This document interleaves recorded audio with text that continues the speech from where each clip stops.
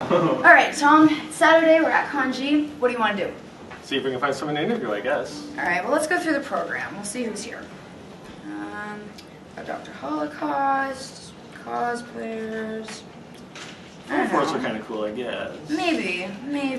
I don't know. I don't know if there's anyone big enough. I'll be just a second here. Right there. Oh man, Rob Rob Paulsen. Paulsen's here? He's good. You'd like him. I think we will. Thanks a lot for the help. That's pretty awesome. Yeah, that's right. You're Rob That's me, so you should talk to me. Oh my god.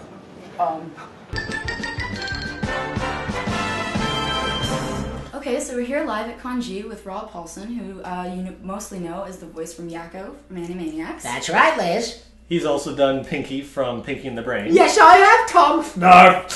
He is also the voice of the original Raphael from Teenage Mutant Ninja Turtles and is voicing Donatello in the new show.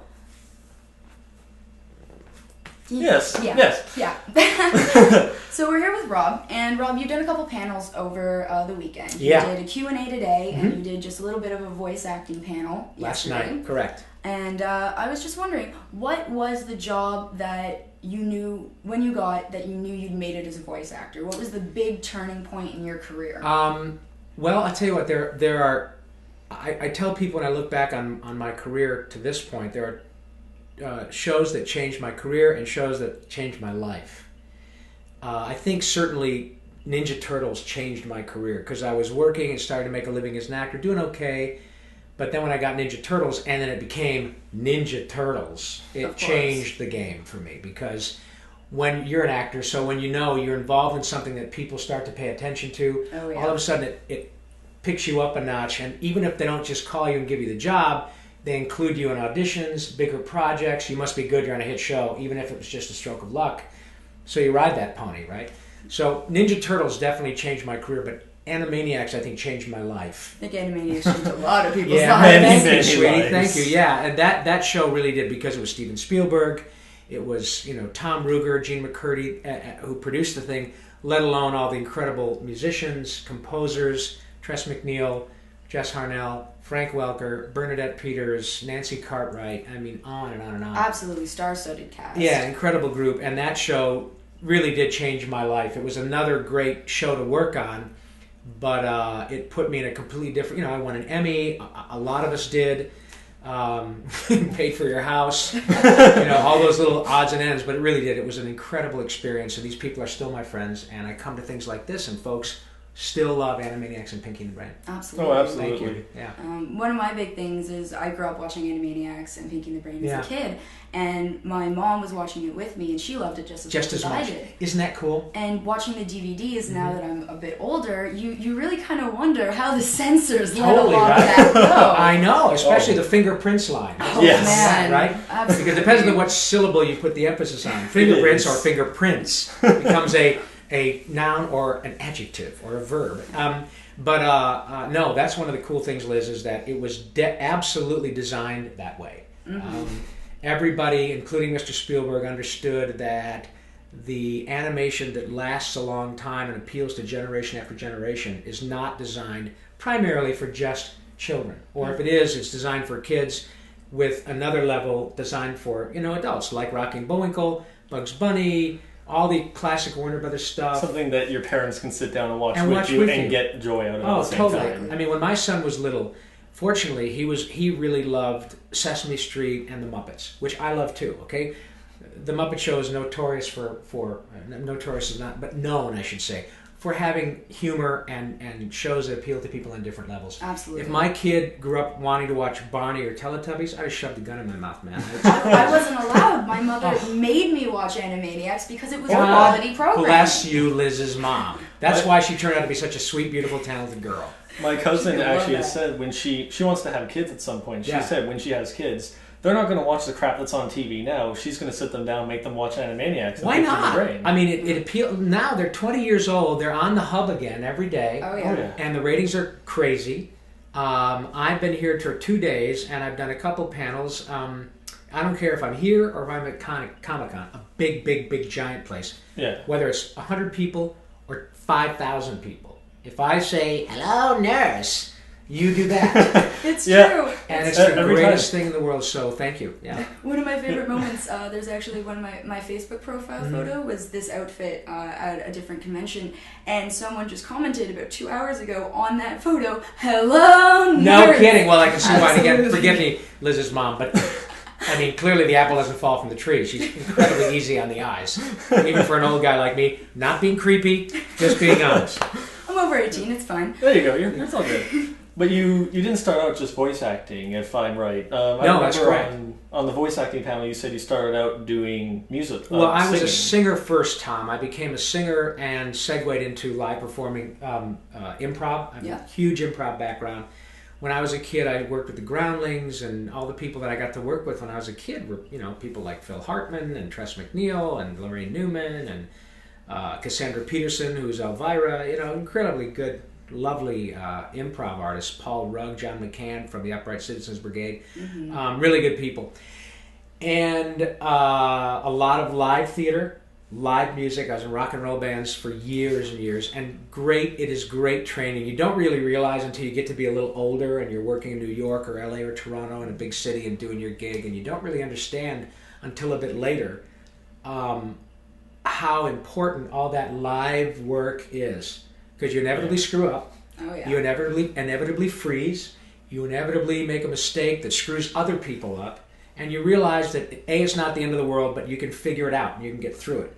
And those are invaluable when you're auditioning at Warner Brothers or Disney or Nickelodeon for something like Animaniacs or something that's a big deal where you know that it might be a job for 4 or 5 years. So once you have that background, live performing, improv, music, dance, anything that allows you to be familiar with not only your body and your surroundings, but getting that vibe and that feel of performing in front of people. And what it also does, it reinforces that incredible Jones that you have to perform. And I know Liz has it. Oh, yeah. It's like a drug. It really is. It's something you can't not do. Exactly. It's just... Liz says it, and I use the same phrase. I can't not do it. That's why I love doing these cons. I love coming to do them. And hopefully I can come to Toronto and Ottawa and all the other ones up here. I've been to Calgary. I've been going to Comic-Con for 18 years. Last weekend I was in Baltimore. So they're getting bigger and bigger and bigger. And fortunately, I'm still working every day. And I'm an incredibly fortunate guy. But yeah, all that live action stuff, for those of you who are actors and listening, Liz would tell you the same thing. It's really valuable to do that. Yeah. And I understand you have a podcast as well on your website. I do, thank you. It's called Talkin' Tunes, TALKIN TOONS. It's great. It's just me talking to all my friends who do this. Billy West, Maurice LaMarche, who is from Timmins, Ontario there, up north there. And you name it, and they've been on my podcast. Mark Hamill, Jim Cummings, and it's just me and my buddies. It's available at Rob Paulsen, PAULSEN, live.com. That's my website. And it's also available on iTunes. And it's free. And then it's also available, I have an app. So for those of you who have Apple devices, I have an app. There's an app for me that has all my podcasts and personal appearances, places that I'll be in the future. Pardon me. And then starting next Wednesday, I'm not sure when this is going to be on, but Wednesday, February 27th. So if you watch this before or after, the 27th of February, my podcast will start as a live stream. So it'll be video as well. It will also be available for video on demand download afterwards. It will also be available just as an MP3 audio podcast, but it's going to be free and it will be on Ustream TV. So those of you who are interested, go to ustream.tv/Rob Paulsen Live. And Wednesday, the first live Talkin' Tunes podcast online will be me and Billy West and Maurice LaMarche. That's going to be fantastic. That's going to be That the brain, is a show you do not want and to Zach miss. Brannigan, and Philip J. Fry. And so it's great. I'm really, really excited. I'm really looking forward to that. I Thank you. personally do a lot of live streaming. Right, that's what you're saying, yeah. Content and whatnot. So I'm really looking forward to seeing that. I am aspect too, of Tom. it. And what I'm finding more and more is that people love to see the faces of their favorite voice actors. We did a thing, all of us, last year in Seattle. A thing with a bunch of us, and we read a Star Wars script. Have you seen that? Yes, I have. It's an hour and 20 minutes long. Oh, yeah. And yet, We have 1,300,000 hits, and it's me, Maurice, Billy West, Jess Harnell, Tara Strong, a Torontonian, Kevin Conroy is Batman, incredible group of folks, and we just read Star Wars as Pinky and Bubbles and the Brain and all these great characters, and John DiMaggio was on it, Bender, he was on it. And because of that, it started. I thought, well, if 1,300,000 people will watch something that's an hour and 20 minutes long, then clearly there are a couple of hundred folks, 1,000 folks out there who would want to see us sort of on camera. So for sure, it seems to be the next logical step. I think it just comes down to being able to see those voices that you've grown up with, that you've come to just associate with. Right. Just seeing the people making them is just a whole nother level. Absolutely. It is. It's great fun. And I remember when I was a kid, I used to watch The Tonight Show, and Mel Blanc would waddle out, and you'd see this sweet old Jewish guy sit down and start going, "Yeah, what's up, Doc?" And Johnny Carson would just, his jaw would drop. Absolutely. So I'm as big a fan as you guys are of this whole media. I'm a big geek. All my friends are people of whom I happen to be a fan, and so I'm as excited as everybody else, and I'm just grateful that I have the opportunity, things like this to sort of share it with people. What I love, especially now that technology and the internet and YouTube has blown up so much, it gives everyone the opportunity to become a performer. It gives everyone access to an audience. Beautifully said. And especially with live streaming, again, it's all improv. Right. You're live, you have to be prepared for that. That's right. And it's a great teaching tool. Excellent. All recordings, anything, cons, everything. It's just so focused on experience and getting out there and networking and seeing the faces behind the voices that we grew up with. Well, and the thing is that when fantastic. it is fantastic, and when a young person like you hears from me, dude, improv, music, live theater, you're doing exactly what all of us did, but we didn't even have VHS tapes back then. And so you hit the nail on the head, Liz, and that's why you guys are successful, and that's why you're going to continue to be, because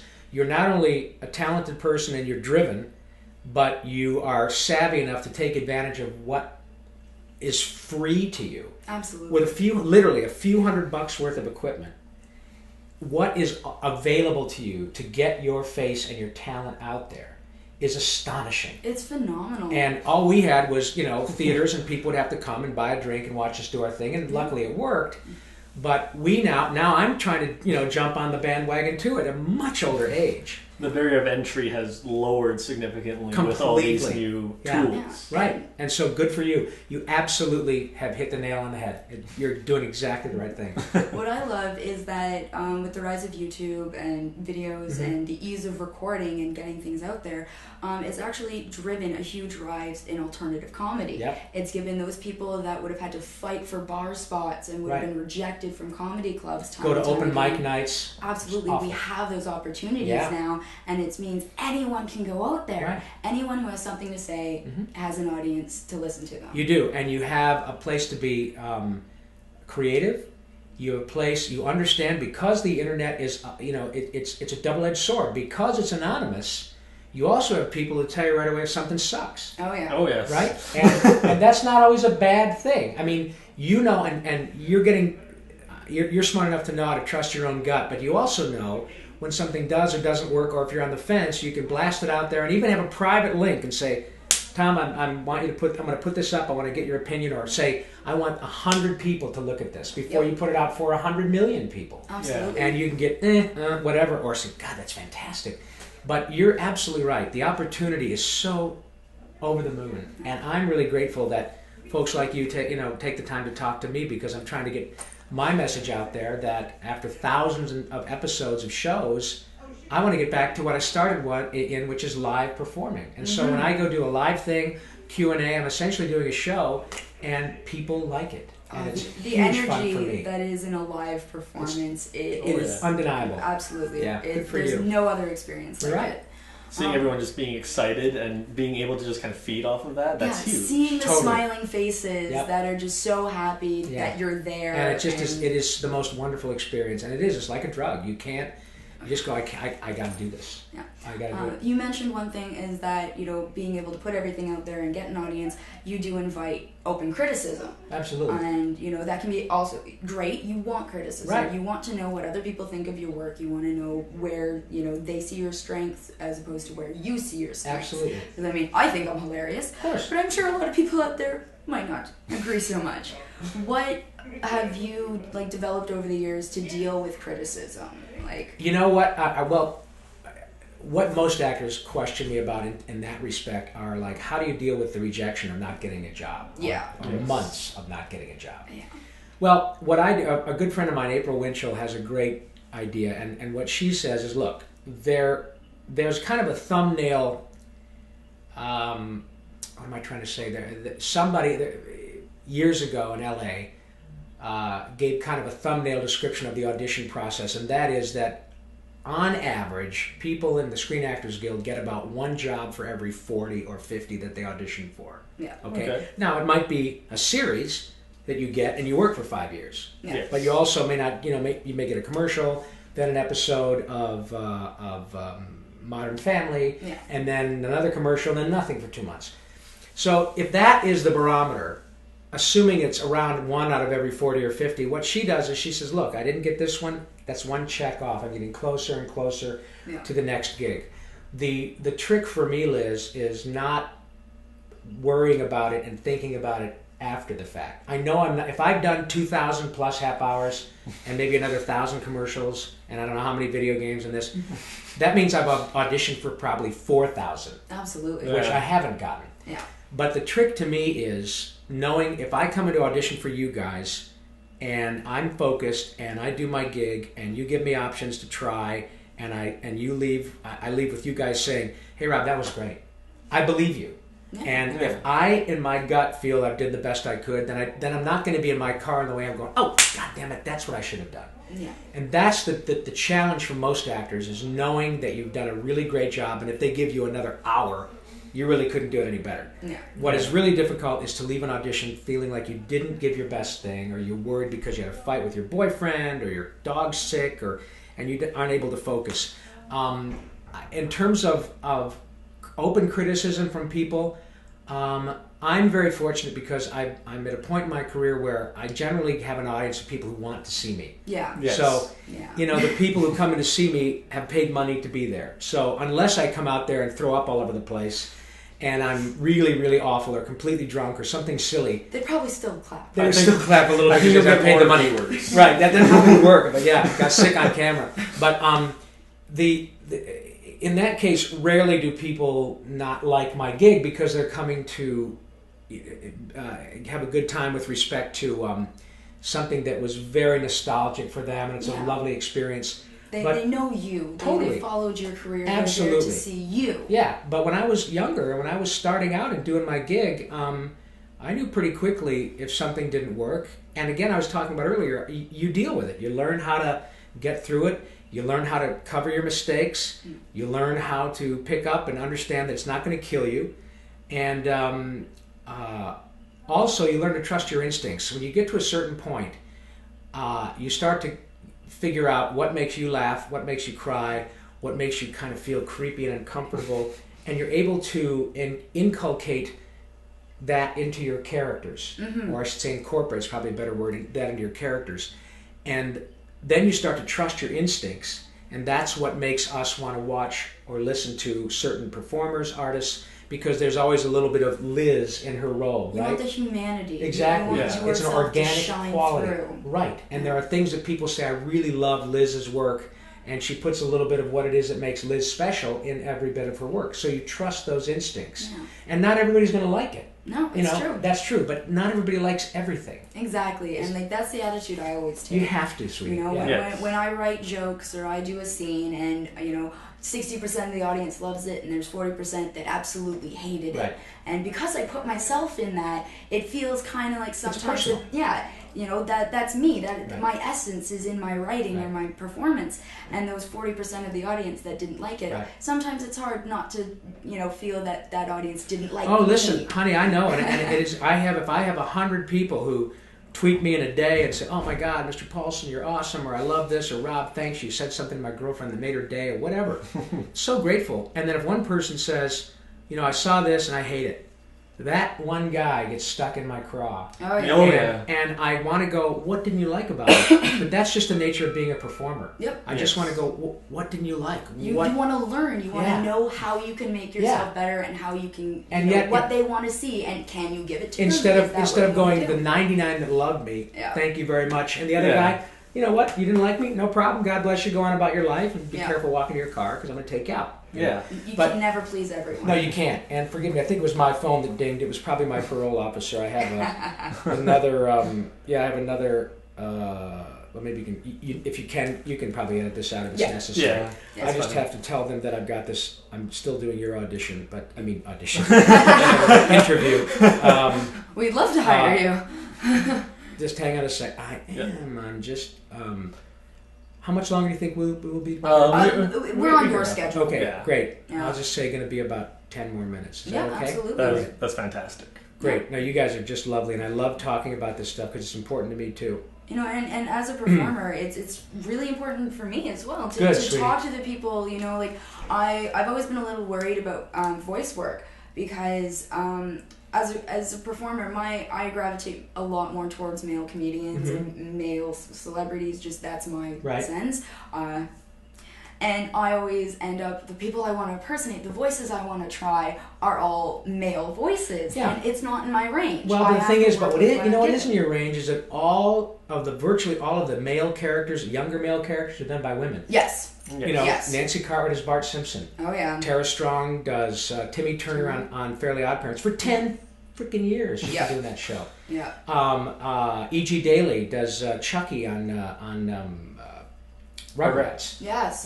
Kath Soucie did Phil and Lil on Rugrats. So there's a great gig, and plus you have a naturally kind of a smoky, raspy voice. It's very sweet.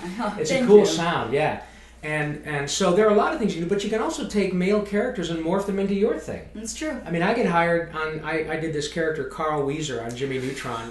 Do you like Carol? Jimmy Neutron. I'm pretty sure I watched the movie Into the Ground, and the TV show was amazing. Yeah, that's a great show, isn't it? It's a fantastic show. And Jimmy Neutron is a woman. Yes. Debbie Derryberry. Yeah, absolutely. Yeah. What I loved was that Patrick Stewart. Oh, isn't that great? Yeah. And Martin Short were in it too. Absolutely. Phenomenal voice actors. Yeah. And Patrick Stewart is he's a theatrical actor. He's traditional Shakespeare. And all of the voice work that he's done, it's nice to see serious, classically trained performers. I work with Tim Curry all the time. It was just also amazing voice. Yeah. Phenomenal. So don't worry about that so much because the whole idea with respect to doing voice work is we don't want you to be someone else. Well, we don't want you to be encumbered by the fact that you're a beautiful woman. You know what I mean? I mean that you got that down. I mean you can't help that. Thanks to your mother and your father, you have the genetics. But you, in terms of what you want to create, you can dress yourself down, but that doesn't matter in voice work. Yeah. So whatever your perception is of yourself, and you're clearly an attractive woman, but you don't. We don't want that to get in the way of what you believe will be a character that is interesting to somebody for you to audition for or for the audience, because you have a perceived idea of how people see you, and often the fact that you're beautiful can get in the way just as much as the fact that people think you're not beautiful, so don't let that stop you from creating things with your voice. It's so difficult as a performer to not feel pressured by what you think people want from you. Especially when you're doing live action. Yeah. Absolutely. And in show business, in Hollywood especially, man, it's freaky. I'm around beautiful women all the time who are in their 50s. And I look at them and I go, God, she's stunning. And you hear people, the producers talking, and they'll say, she's a terrific actress, but she's going to be 35.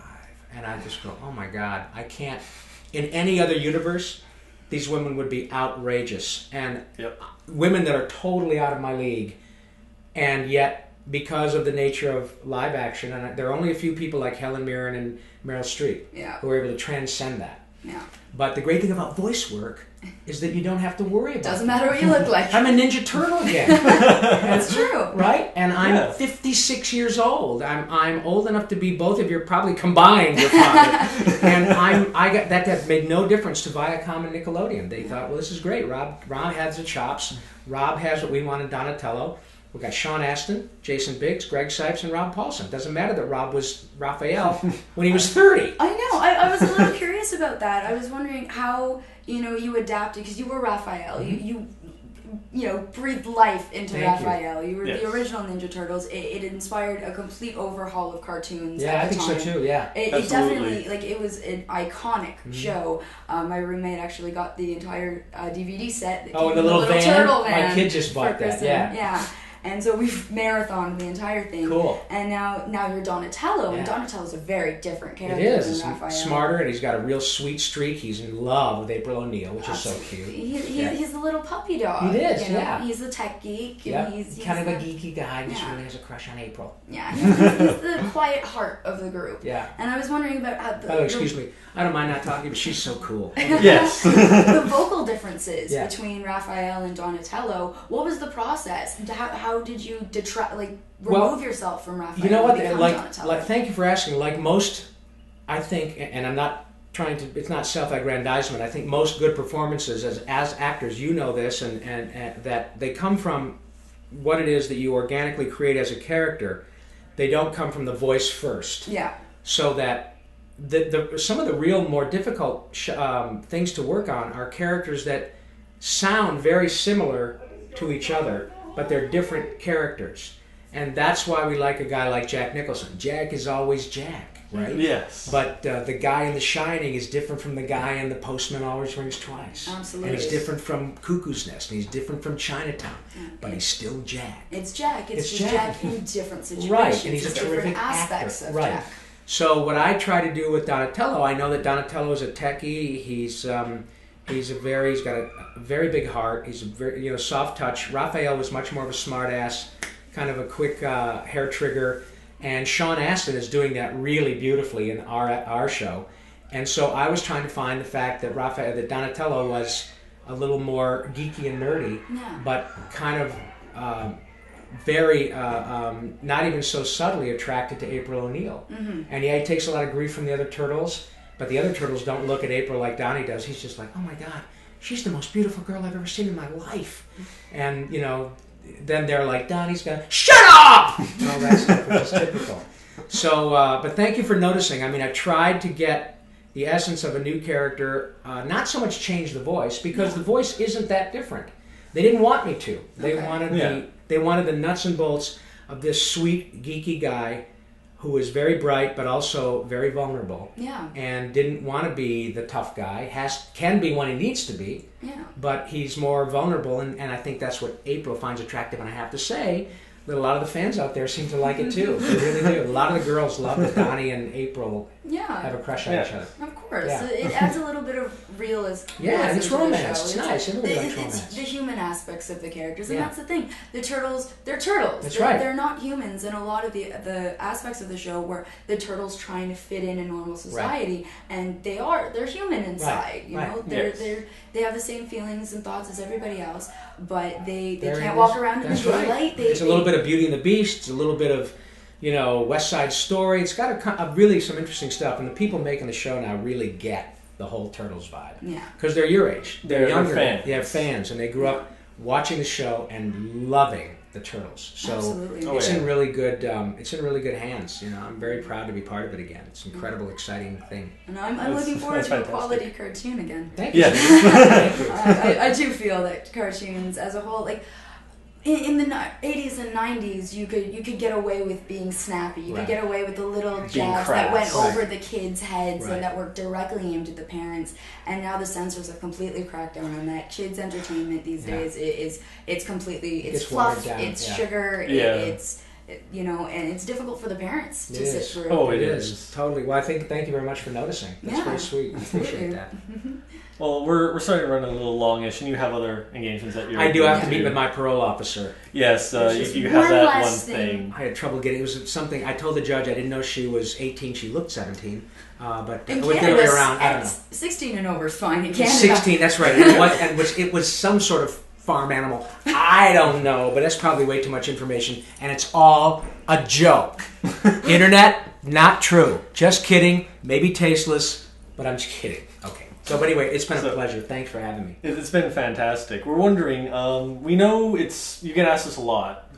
Could you possibly do the Countries of the World bit? The song? Yakko from Animaniacs yeah. sings. I would love to, but as I said, I am sort of running a little bit late.